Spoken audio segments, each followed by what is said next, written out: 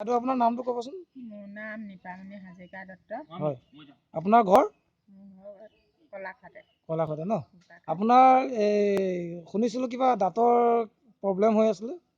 মোৰ 4টা দাঁত সৰালোঁ। হয় দাঁতখিনি মাছটো ক'লা খাল হৈ যায়। হয় তাৰপিছত 4টা সৰালোঁ আৰু 2টা দাঁত সৰাবলৈ আছিলে। এই কলগেটটো ইউজ কৰাৰ পৰা মই দাঁত সৰা নাই 6টামান মই ব্যৱহাৰ কৰিলোঁ। হয়, এনেই আপোনাৰ কলগেটটো দেখাব নেকি আপোনাৰ? এইটো মই হাতত লৈ আছোঁ।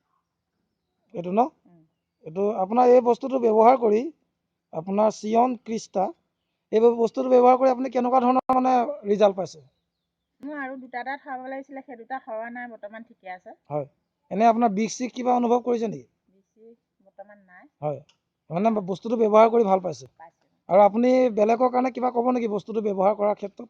মই বেলেগৰ কাৰণে মই যিজন মানুহৰ পৰা নিছোঁ, হয় তেখেতৰ পৰা মই আউটত আৰু 2-3 গৰাকীক দিছোঁ। হয় লগতে মোৰ ছোৱালীজনী গোলাঘাটত থাকে। হয় তাইও তাৰমানে এটা দাঁত সৰালোঁ। হয় সৰু ছোৱালী, কিন্তু তাই এটা দাঁত সৰাৰ পিছত মই আকৌ এই কলগেটটোকে তাইকো ব্যৱহাৰ কৰিবলৈ বেলেগকৈ নি দিছোঁ। হয়, এতিয়া মানে ভাল পাইছে নে ব্যৱহাৰ কৰি? ব্যৱহাৰ কৰি ভাল পাইছে। ঠিক আছে, হ'ব, ধন্যবাদ।